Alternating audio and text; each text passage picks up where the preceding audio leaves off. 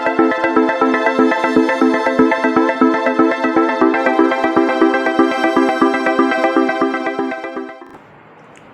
Student, कैसे हैं आप लोग? आई होप अच्छे होंगे। तो चलिए आज हम लोग क्लास 10 का जो लाइट चैप्टर है उसी को कंटिन्यू करते हैं। और आज के लेक्चर में बेसिकली लाइट के बारे में हम लोग क्या देखने वाले हैं, तो लाइट के अंदर जो हम लोग इमेज के बारे में पढ़ते हैं कि किसी भी ऑब्जेक्ट का इमेज कैसे बनता है, और अगर इमेज का फॉर्मेशन होता है तो नेचर ऑफ इमेज क्या होता है। डैट मीन्स एक तरह से कहीं ना कहीं हम लोग टाइप्स ऑफ इमेज के बारे में आज हम लोग डिटेल में स्टडी करेंगे।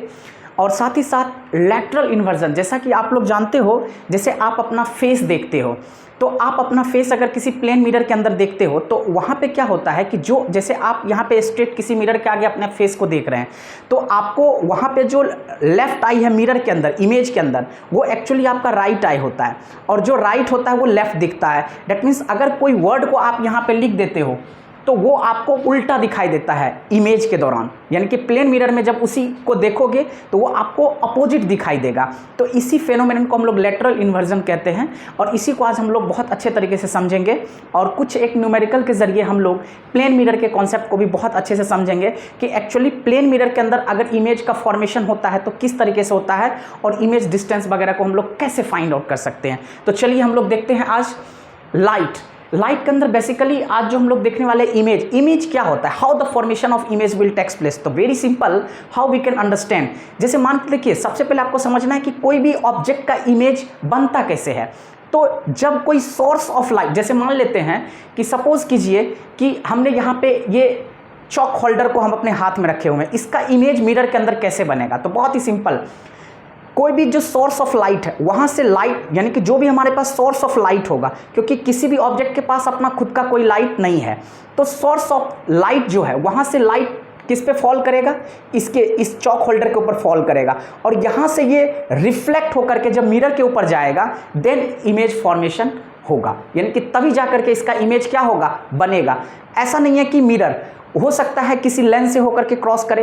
तो वेरी सिंपल है कि अगर कोई भी सोर्स ऑफ लाइट से लाइट जब किसी ऑब्जेक्ट के ऊपर फॉल करता है और उस ऑब्जेक्ट से लाइट रिफ्लेक्ट होकर के जब मिरर या लेंस के थ्रू पास होकर के इमेज का फॉर्मेशन, तब जाकर के उसका इमेज क्या होता है, बनता है। तो इसी को हमने वर्ड में भी लिख दिया हूं कि it is an optical appearance. Optical appearance that means light के रिफ्लेक्शन और रिफ्रैक्शन के बाद जो हमें किसी ऑब्जेक्ट का इमेज हमें अपीयर होता हुआ नजर आता है, इसी को हम लोग ऑप्टिकल अपीयरेंस कहते हैं। तो it is an optical appearance produced when light rays coming from an object are reflected from a mirror or refracted through a lens।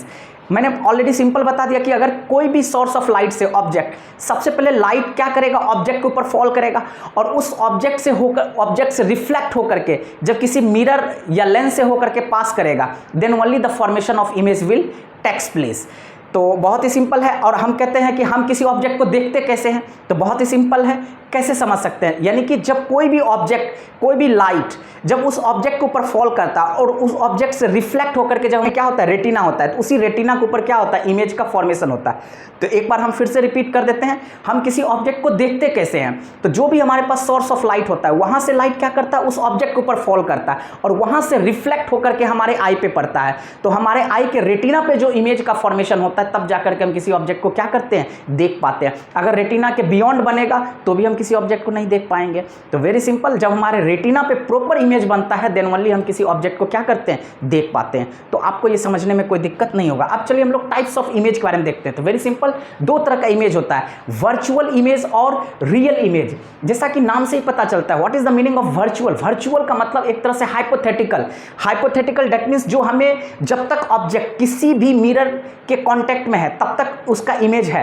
अगर वो ऑब्जेक्ट वहां से हट गया तो उसका इमेज भी क्या हो गया, रिमूव हो गया। दैट मीन्स जैसे आप अपना चेहरा अगर किसी मिरर के अंदर देखते हो तो जब तक आप मिरर के कांटेक्ट में रहते हो, मिरर के सामने खड़े रहते हो, तब तक तो आपका इमेज बनता है, और जैसे अगर आपने मिरर से हट गए तो आपका इमेज भी वहां से क्या होता है, हट जाता है, रिमूव हो जाता है, गायब हो जाता है।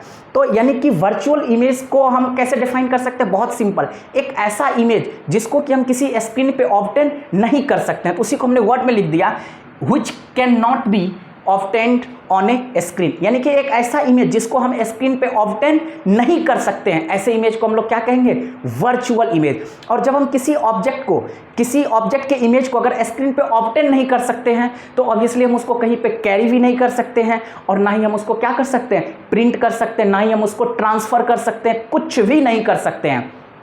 और ऐसे इमेज का फॉर्मेशन के लिए ऑब्जेक्ट को मिरर के कांटेक्ट में रहना जरूरी है, यानी कि जब तक ऑब्जेक्ट मिरर के कांटेक्ट में रहेगा तभी तक उसका इमेज फॉर्मेशन पॉसिबल है। अगर ऑब्जेक्ट मिरर के कांटेक्ट से रिमूव हो जाएगा तो इमेज भी वहां से क्या हो जाएगा, रिमूव हो जाएगा। तो ये इसी को हम लोग क्या कहते हैं, वर्चुअल इमेज। एग्जाम्पल के जरिए हम इसको कैसे समझ सकते हैं, एग्जाम्पल क्या होता है, बहुत ही सिंपल एग्जाम्पल है।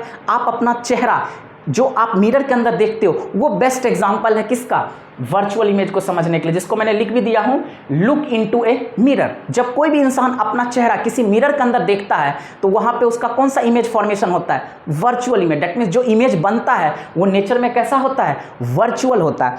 लेकिन अब यहीं पे एक दूसरा इमेज है, रियल इमेज। रियल इमेज क्या होता है, जैसे आप थिएटर में, सिनेमा हॉल में आप मूवी देखने के लिए जाते हो तो आप स्क्रीन के ऊपर जो भी मूवीज देखते हो, जो भी एक्टर और एक्ट्रेस का आप फिगर देखते हो वो एक्चुअली क्या है, रियल इमेज है। अब मान के चले आप सलमान खान को आप देख रहे हो तो क्या वहां पे स्क्रीन पे एकदम सलमान खान अवेलेबल है, नहीं, वो शूट कभी हो चुका होगा और हम उस इमेज को क्या कर रहे हैं, हम स्क्रीन के ऊपर देख रहे हैं। तो रियल इमेज क्या होता है, एक ऐसा इमेज जिसको कि हम स्क्रीन पे ऑब्टेन कर सकते हैं। इसलिए हमने लिखा यहाँ पे कि which can be obtained on A screen, यानी कि जिस इमेज को हम स्क्रीन के ऊपर ऑब्टेन कर सकते हैं, फाइंड आउट कर सकते हैं, ऐसे इमेज को हम लोग क्या कह सकते हैं, रियल इमेज। और जिस चीज़ को अगर हम स्क्रीन के ऊपर ऑब्टेन कर सकते हैं ऑब्वियसली हम उस चीज़ को कहीं पे प्रिंट भी कर सकते हैं, किसी जगह पे कैरी भी कर सकते हैं, कहीं पे हम उसको ट्रांसफर भी कर सकते हैं।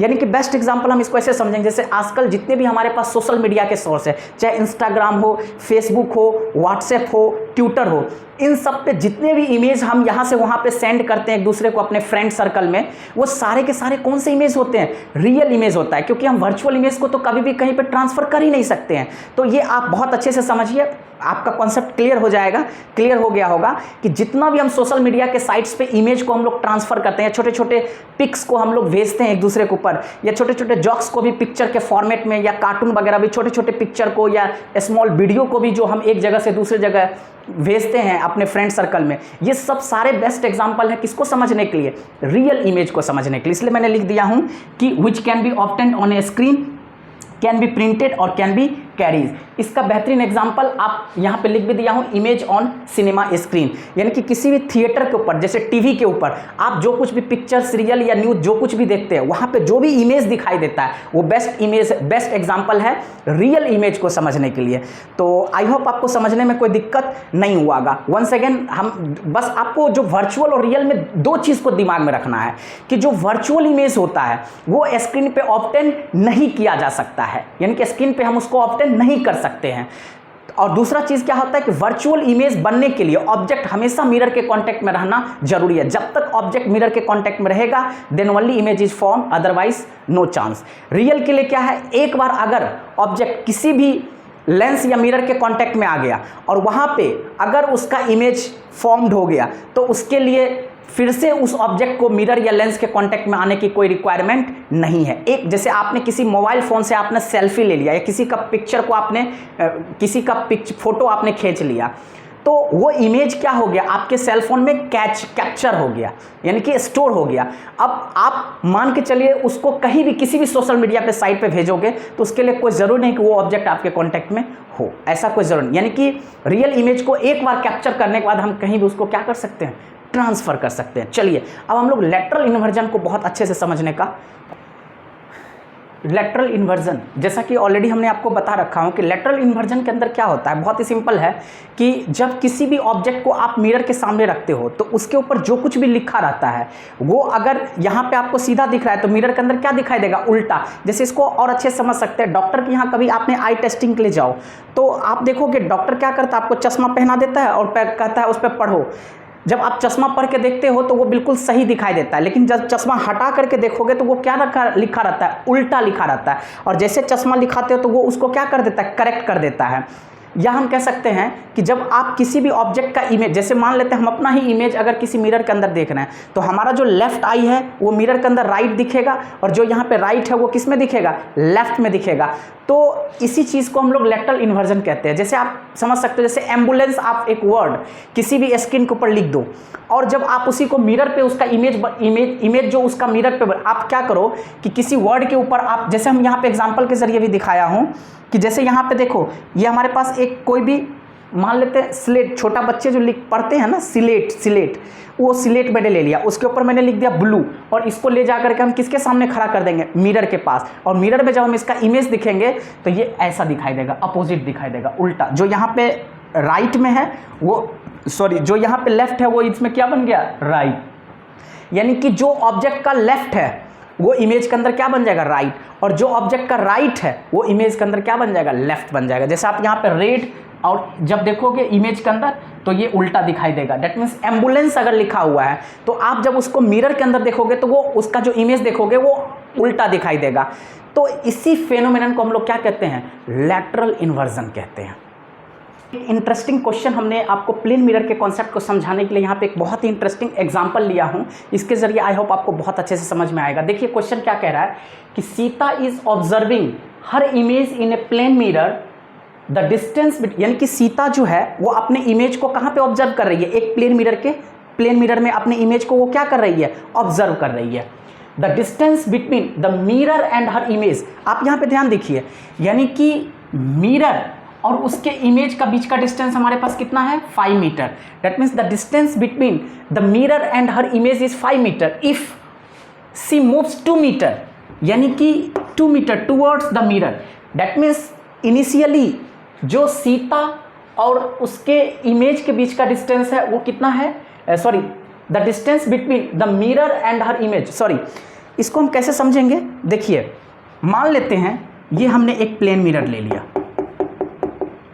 ठीक है, तो the distance between the mirror and her image, अब मान लेते हैं ये सीता खड़ी है यहाँ पे, और ये इसका यहाँ पे क्या बन गया, इमेज बन गया, ठीक है। तो यहाँ पे क्या कहा गया, the distance between mirror and her image is 5 metre, यानी कि मिरर और इसके इमेज के बीच का डिस्टेंस हमारे पास कितना दे रखा है, 5 मीटर, ठीक है। If she moves 2 metre towards the mirror, यानी कि ये हमारे पास केस फर्स्ट है। पहला केस में सीता क्या है, एक मिरर के सामने अपने इमेज को क्या कर रही है, ऑब्जर्व कर रही है, और मिरर और इसके इमेज के बीच का डिस्टेंस है 5 मीटर। केस 2 में क्या हो रहा है, केस 2 में ये सीता है, ये यहाँ पे खड़ी होकर के क्या कर रही है, अपने इमेज को ऑब्जर्व कर रही है। ये हमारे पास क्या है, मिरर है, और एक तरह से हम यहाँ पे ले लेते हैं, ठीक है, और ये मान लेते हैं, चलिए देखिए, तो if she moves 2 metre towards the mirror then the distance between Sita and her image will be, यानी कि अगर यहाँ से ये, जैसे ये क्या कर गई दूसरे केस में, ये 2 मीटर जो है वो किसकी तरफ चली गई, मिरर के साइड में, यानी कि यहाँ से ये कितना मीटर चली गई, यहाँ पे आ गई, ये डिस्टेंस कितना हो गया, 2 मीटर। अब सीता कहाँ पे आ गई, यहाँ पे आ गई, ठीक है। आपको ये ध्यान देना है, बहुत ही इंटरेस्टिंग क्वेश्चन है। देखिए प्लेन मिरर के कॉन्सेप्ट को समझिए, क्या कह रहा है क्वेश्चन, यानी कि इनिशियली जो है सीता क्या है, प्लेन मिरर के सामने खड़ी होकर के अपने इमेज को क्या कर रही है, ऑब्जर्व कर रही है, और उसने कहा है कि मिरर एंड हर इमेज, यानी कि इसके मिरर और इसके इमेज के बीच का डिस्टेंस है 5 मीटर। तो कॉन्सेप्ट के अकॉर्डिंग बहुत ही सिंपल है कि अगर आप किसी भी प्लेन मिरर के अंदर अपना इमेज को देखते हो, तो अगर इमेज का डिस्टेंस है 5 मीटर तो ऑब्जेक्ट भी कितना डिस्टेंस पे है, 5 मीटर, यानी कि जितना डिस्टेंस आपका मिरर से है, इमेज का भी डिस्टेंस मिरर से उतना ही होगा।